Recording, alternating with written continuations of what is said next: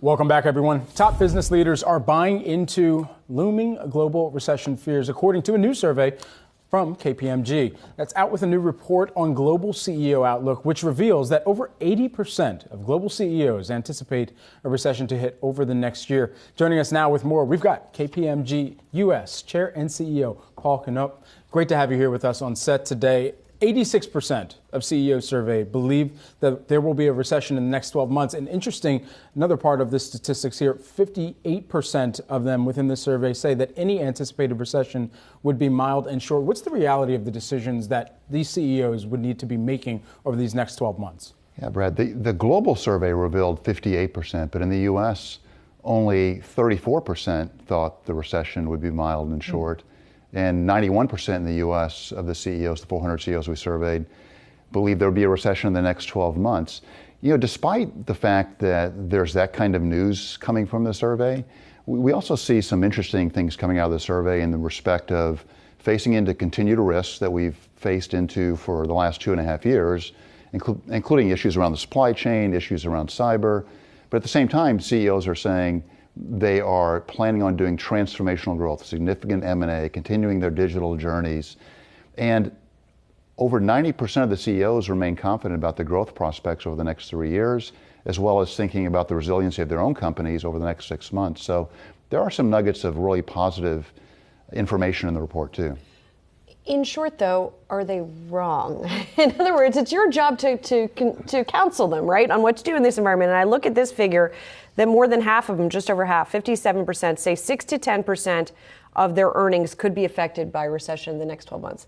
That maybe seems low. I don't know. What do you think? Well, certainly as business leaders, we've weathered a lot of storms over the last 2.5 years, from the pandemic to other major issues. And I think that gives CEOs confidence that they can endure this current climate with respect to a potential recession and a downturn as they navigate all the uncertainties. And the report showed pressing concerns around political uncertainty, pandemic fatigue is another one, emerging technologies, which we're all concerned about to ensure that our business models aren't disrupted, and then the continuing issues around cyber and supply chain.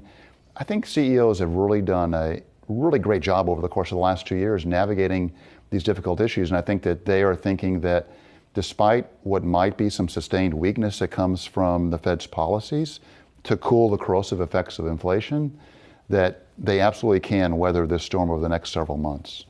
Do CEOs have to restructure their business given these concerns that they're seeing in the U.S. and overseas? Is now the time, if a business is not performing well, you're just going to have to let people go? Well, so two things on that, Brian. One is that when it comes to restructuring, I think more about optimizing their business models. So we've seen consistently over the last 2 years in these studies that CEOs have been focused on ensuring that their digital business model is fit for the new future. At the same time, that allows them to be more efficient. And certainly they will look at employment base during any recession.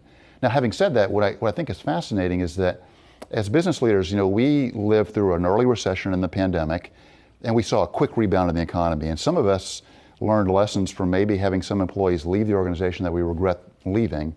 And then we faced into the Great Resignation shortly thereafter. So I think CEOs have recognized that people are their greatest asset, and they're going to be, I think, generally cautious about any kind of workforce reductions.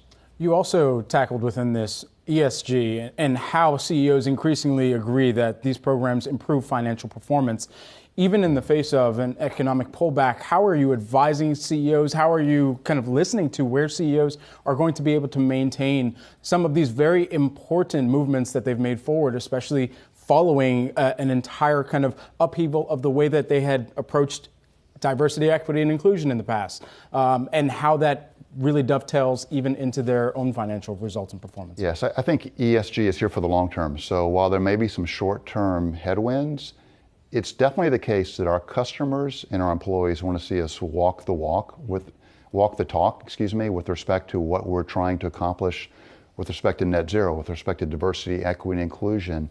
We certainly know that investors and lenders feel that way, but 70% of CEOs said that their financial performance is improved by ESG. That was almost a doubling of the number of the CEOs from the last survey that said that financial performance is improved. So I think CEOs are recognizing that the ESG agenda is very important for the long term, sustainability around climate, and most certainly diversity, equity, and inclusion. Those remain top of the agenda for CEOs. 76% of CEOs said they're concerned about worker burnout. What should CEOs be doing given that concern? Yeah, well, certainly, over the course of the pandemic, I'll just give an example at KPMG. We have adopted something called Flex with Purpose. So instead of being prescriptive or mandating a certain number of days in the office, we have really talked to our employees about gathering with purpose during part of the week, and the rest of the week is at home or some other remote environment. But it's also things like making sure that you don't schedule meetings back to back to back through the course of the day, giving employees a break so that they feel that they can recover from what for many employees is often a very difficult day when you're doing so many video meetings, or sometimes going to the office and talking to people on video that are at home. So, I think there's a wealth of ideas that are being put into play to make sure that employees don't feel that sense of burnout. Should folks be back in the office physically, at least a minimum amount?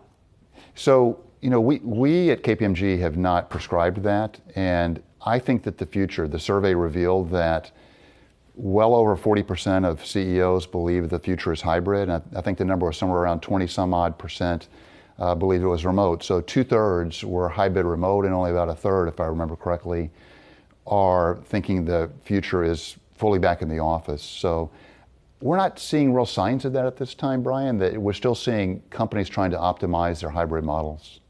Well, we're glad that you're here in person to talk to us today. Certainly, we enjoy talking to people in person. Thanks so much, Paul, for coming in.